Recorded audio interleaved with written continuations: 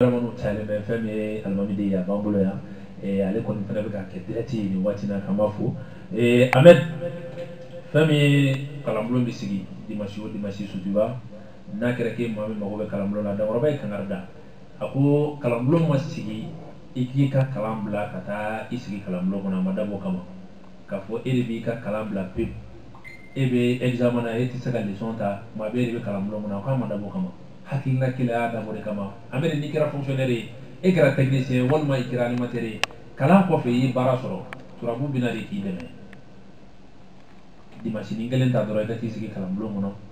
i ka lamɛnni kɛ i k'i ka biki ta ni min fayida min fɔra i k'o sɛbɛn kana taa da ye fana dɛ Ahmed a kɔrɔbɔ ban parce que dɔnni min b'a la ale ko dɔnni min b'ale la dɔnni kɔrɔbɔtaw de don ayi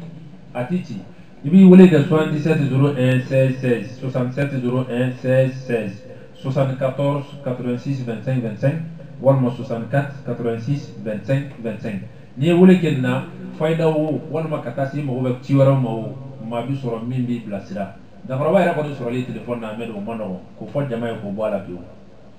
a yɛrɛ ka dalen ye kelen de ko n'i mago bɛ pape la i bɛ taa yɔrɔ min n'i mago bɛ Gawusu Kalilu Berete la i b'i jija i bɛ se Sotiba n'o kɛra i n'a bɛ ɲɔgɔn ye wa fɛn min ye 1310 i bɛ o bɔ k'o da hali n'i b'a fɛ aw ka ɲɔgɔn ye réunion simple de la o bɔli ye mandiya ye o ye laada ye min ni o tɛ wuli an b'an to kɔnɔ ka foli di an lamɛnjɛkulu ma ka fo sɔgɔlen ka to arajo jɛgɛfɔ la ni min garijɛgɛ kɛra téléphone ye n'o sera ka don a b'o lalabi b'an bolo kɔrɔ yan hamina min ma y'o la bi sini ka fayida d'i ma sini k'a kɔrɔbɔ i ka hamina ka ban a b'o lalabi a bɛn'o kɛ su in na an b'a fɔ larabi den ma min ni o ye Abu Larabi ni bɛɛ lajɛlen ko a mara misɛn jɛgɛfɔ kɔnɔ a diyara n ye ne ala sɔnna ka bɔ i sigiyɔrɔ la k'an sɔrɔ yan an b'i fo la alhamdulillah k'a fɔ folikan min b'i yɛrɛ fɛnɛ bolo ka da an lamɛnjɛkulu tulo kan yanni an bɛ don baro kɔnɔ alhamdulillah Benson san ka to ka don kuma kɔnɔ n b'a fɔ awuzu billahi minash shaitanir rajim bismillahir rahmanir rahim اللهم صل على سيدنا محمد رفيع الدرجات ودود كسب الكمات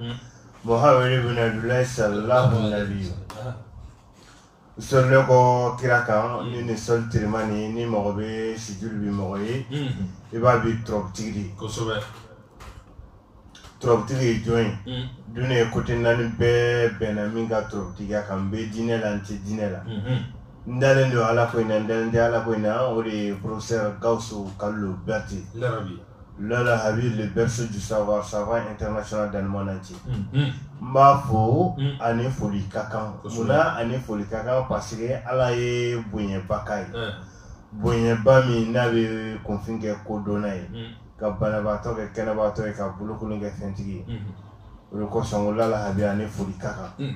Aya yira ka kuma ko nana ne be fe di nyogona o dan I kana yene bangeba musulman ko bangeba musulman fila o te ni kenka.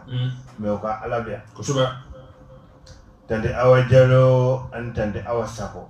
Mbufo, kwa folitiba ni 7 ni nasi bene Abu Larabi bulo ka jamanu dan o le ne ka 7 ka nasi. Koroga nyimantigi awo ne Abu Larabi lafiya nga nyina mala. Koroga nyima Larabi Junior Mohammed Mbafo ka bonya baka. Wani almamidi. Mafo ka bonya baka. Fusin. Larabi Mafo ka bonya baka. Kalamblong. Président Ba Cheikh Oumar Sène m'a fo ka danga mbufu suba groupe flambe Lala Habibolo mal jamana kan no groupe folo ya ka chekeme ka dam no président na fo o laba mbufu nga boya buka flana ya ka chekeme flani mbufu nga boya buka lu folon kofe ne Abu Larabi me ya fa inge jamana in ko dona bofe ko mbolo be duguma nga kuma kunte ko do me fa Larabi in kala mi na mbo don wa kare ndo no ko di lamin gana chema ana musulman pema ti shirora me jega fo mi ra kono ba promoteur fo ka tete fo animateur na animatrice technicien chema na musulman bu be fo Benson mi ra fo ga kono njere ni ga chese la ni fa ka émission ye mali ne ala sɔnna su in na n bɛ forme yɛrɛ fɛnɛ plein na ni ye ɲininka dɔɔni kan na n bɛ jaabi dɔɔni kan na mɔgɔ bɛ fɛn min dɔn i bɛ kuma o de kan ne ala sɔnna. Siga tɛ nin na Abu Larabi n'i ko ko Gawusu Kalilu Berete n'i ye Dankɔrɔba fɔ directement i bɛ fɛn fɔlɔ min ye dɔrɔn o ye turabu ye i bɛ turabu ye turabu kɔfɛ i bɛ yiri ye ka sabu kɛ turabu dɔnna a tɛ se ka turabu lamarisi an ka jamana kan a hakili bɛ min na ka sɔrɔ a tɛ yiri dɔn dankɔrɔba bɛ turabu dɔn a bɛ yiri dɔn n kɔni b'a dɔn yiri a bɛ maa bolo don ka maa kalan a la fɔlɔ k'o bɛ kɛ ale yɛrɛ ɲɔgɔnna ye a ye min daminɛ ni aw ye ni o y'a denw ye n b'a dɔn a fanba bɛ fɔ aw ye aw min bɛ se k'a bilasira bi an bɛ don turabu kɔnɔ an b'a daminɛ n'o ye an b'an to turabu kɔnɔ an bɛ don yiri kɔnɔ an bɛ tila k'an to yiri kɔnɔ yiri bɛ mɔgɔ minnu ɲɛ bana nasiraw fɛ fantanya kɛnɛyali la ani ka taa se fɛn wɛrɛw ma minnu ni an bɛna lamɛnjɛkulu bilasira ni o ye bi Abu Larabi an bɛ don badu kɔnɔ badu an bɛ dɔ fɔ badu kan ni turabu dɔnnaw k'a ma ko Mahdi yalima Mahdi turabu kɔnɔ turabu sojolinan don Mahdi yɛrɛ turabu den a bɛ da cogo di Mahdi yɛrɛ n'i ko Mahdi a bɛ mun nafa ɲɛ fɛn min dɔn personne i bɛ kuma o de kan fɛn b'i kun i bɛ sanu kɛ n'o de siga t'o la n'i da donna turabu la dɔrɔn a kɛra i n'a fɔ i bɛ ne Abu Lalabi ɲininka n yɛrɛ kun dɛ ne Abu Lalabi l'homme qui est l'incarnation de son père n'i da don k'a daminɛ turabu ni fɔ ko laban kɛra i n'a fɔ i bɛ ɲininka n yɛrɛ sigidena n bɛ cogo di surtout turabu so sabanan nisɔndiya fila b'i na so sabanan kan ka kuma a kan su in na hali i bɛ se ka émission sigi a kan ko lamɛnjɛkulu ko tulo ma se n'o garisigɛ kɛra min ye o bɛ d'o de ma siga t'o la parce que fa ye n kalan min na n b'o dɔn o de ye n se yan turabu so sabanan o bɛ bɔ ni n yɛrɛ kɔrɔkɛ de Lalabi Junior Mohamed ale ka turabuden kanunen don o fila n wasalen don n'o su in na ka kuma Mahdi kan san k'a to i ka fɛn yɛrɛ dɔn k'a valeur dɔn a bɛ kɛ cogo di a bɛ ci cogo di Mahdi yɛrɛ ye turabuden min n'a bɛ ci fila kelen Mahdi ye kuru 5 ye a dalen bɛ turabu so sabanan na ne ye 5 fara 3 kan o bɛ bɔ ni 8 ye o 8 nin bɛ bɔ ni kuranna kun ni faya kun 8 Mahdi yɛrɛ ye fɔɲɛ ye fɔɲɛ naturel fɔɲɛ min bɛ ci tuma bɛɛ su fara tile kan fɔɲɛ min bɛ bɛɛ fɛ a bɛ bɛɛ arranger kelen min b'i fɛ yen ala ka fɔɲɛ naturel bɛ don i fɛ yen ventilo b'i fɛ yen fɔɲɛ naturel bɛ don i fɛ yen nin fila si t'i bolo i bɛ lafiya ni ala yɛrɛ ka fɔɲɛ naturel ye ale yɛrɛ bɛ boli ale ka commandement bɛ ala yɛrɛ de bolo ka ko dɔn t'i permettre fɔɲɛ bɛ boli ni allure min ye ko dɔn walima k'a minɛ ka dɔ bɔ a la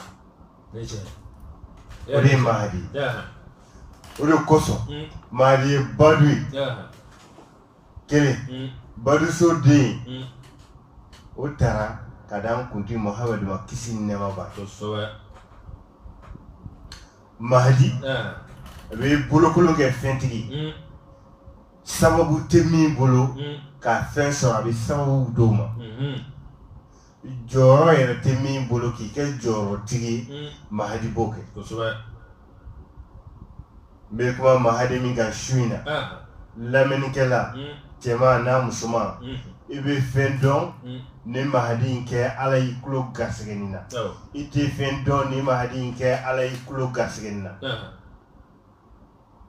Mahdi in a bɛ kodɔnna arranger min yɛrɛ t'a dɔn a fana b'o arranger awɔ parce que i bɛ ka fɛn dɔ kɛ i tɛ k'a nafa bɔ walima i yɛrɛ i reconnaît tɛ a fɛn in na o bɛ sɔrɔ baara bɛɛ kɛbaga kunda surtout précisément dɔnnikɛla i bɛ sigi i bɛ san 10 bɔ yɔrɔnin kelen na walima i bɛ san 20 bɔ ka fɛn dɔ kɛ i yɛrɛ ye dɔnni ta sira kan surtout ka sɔrɔ bonya a fɛn in sira kan o bɛ cogoya min na n'i nana baara gɛrɛ kɔnɔna na t'a sɔrɔ i mago bɛ jɔyɔrɔ min na san kalo 12 i bɛ jɔyɔrɔ kelen de la